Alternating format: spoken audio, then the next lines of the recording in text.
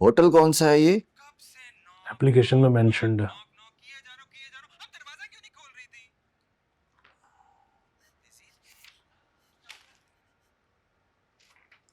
ये हाईवे वाला होटल है? बड़े बेहतर रूम बना लिए हैं। अरे तो बेकार रूम थे इनके। खाना कैसा है अब इनका?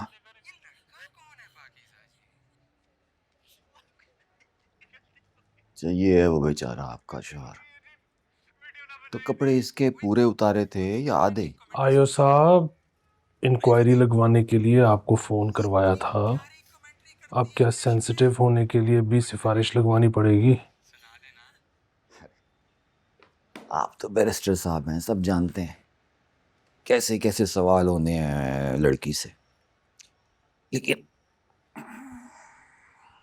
आपने ना चीज़ों को नॉर्मल लेना है। घबराना नहीं, जज्बाती नहीं होना। इस वजह से भी कई केस रुक जाते हैं कि मुद्दई जो है ना वो शर्मा जाता है। फिर कहते हैं कि आईओ जो है वो विक्टिम को परेशान करता है। नहीं जी, मैं तो विक्टिम को रिलैक्स कर रहा हूँ। क्यों? हो रही है ना रिलैक्स आप? तो कोई ऐसी बात जो आपने दरख्वास्त में ना लिखी हो।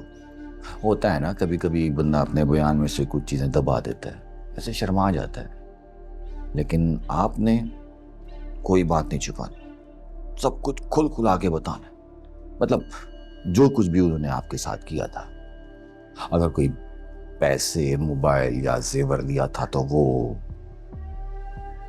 किधर किधर हाथ लगाया था, वो ज्यादती की अगर कोशिश की थी या खुदा ना खास्ता पूरी ज्यादती की थी वो। असल में फोरेंसिक भी नहीं हो सकता ना, क्योंकि पुराना केस है आपका। और जी हम तो यहाँ लड़कियों की फिक्र करते हैं ना, ये तो ऐसे बदमाश हैं लड़कों को नहीं छोड़ते। अब देखे ना, बेचारा है इनका शौहर उल्टा।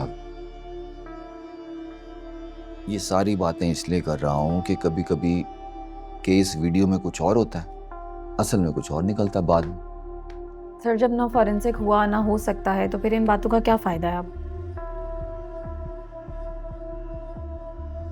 ये होता है, वकालत पड़ी हो और की ना हो जब। अभी भी हकायक, सारा का सारा वकुआ मनवन ऐसे तो नहीं होता ना। चार्ज जो लगाने हैं मुजरिमों पे तो कैसे लगाने हैं। खैर, ये बताएं कि होटल में कितनी देर रुकी थी? थोड़ा सा टाइम तो लगता है ना जब बंदा जाता है। ऐसे ही पिज्जा खाने तो नहीं जाता ना जवानी में बंदा।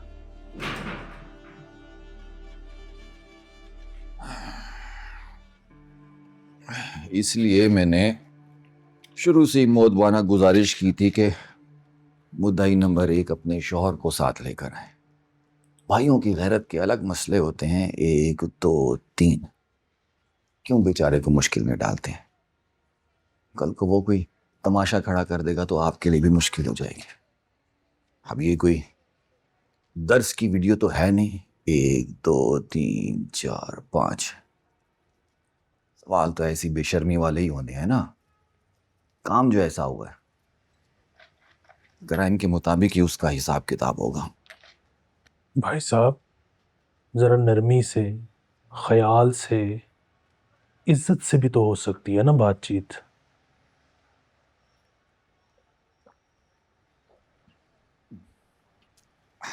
अब यही बात आपने उधर जज साहब से नहीं करनी होनी अदालत में। वहां तो जो जरा होनी है आपकी सोच है। और फिर वैसे भी जब खबर फैल जाए ना कि कोई ऐसा केस लगने वाला है, तो इधर उधर से जितने भी वेले लोग होते हैं ना, हम सारे आ जाते हैं मजे लेने के लिए, टिकटॉक शॉक बनाने के लिए।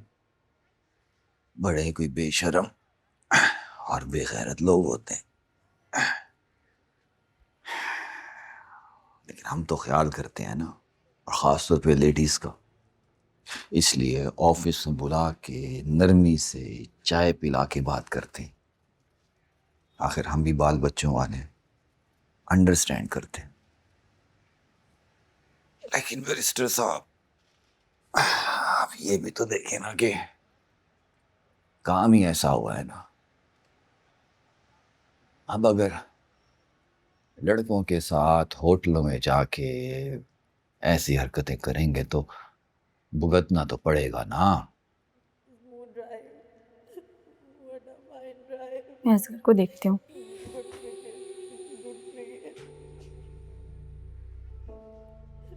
आयो साहब, आप पहली प्रायोरिटी के ऊपर इस केस पर इंक्वायरी लगवाएं प्लीज।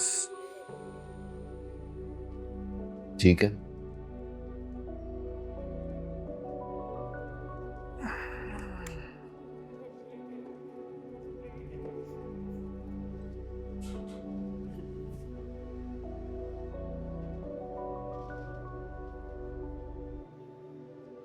ना आया कर इधर। तो वो क्यों नहीं आता?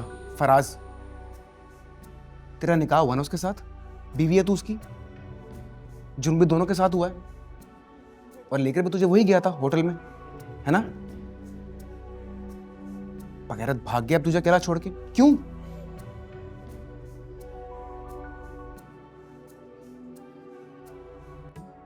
तू ये सब बकवास अकेले झेलेगी, हैं? और वो किसी बिल में छुप के बैठा है चूहे का बच्चा, आकर तेरे साथ खड़ा क्यों नहीं होता?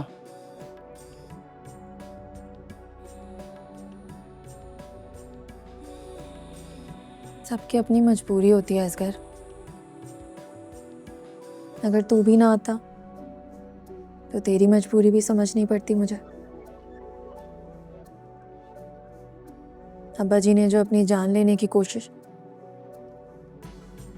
उनकी मजबूरी भी समझती हूँ मैं। अम्मी जी जो मुझे मरवाने की धमकियां देकर गई हैं, उनकी भी मजबूरी है असगर। भाई अकबर जो मुंह बंद करके गहरा होकर बैठा है, उसकी भी बड़ी मजबूरी है। और तू, तेरी कोई मजबूरी नहीं है पाकिज़ा?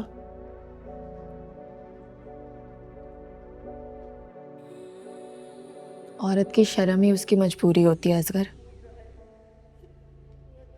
जब वही उतर गई तो कैसी मजबूरी। सिर्फ औरत की ही शर्म उतर सकती है, इसलिए वो यासीन अपनी दुल्हन के साथ हमारे घर पे टांग रख के बैठ के भाई अकबर को बिजनेस के मशवरे दे रहा था और कह रहा था कि सरमाए की फिक्र ना करें। उसकी शर्म तो नहीं उतरी।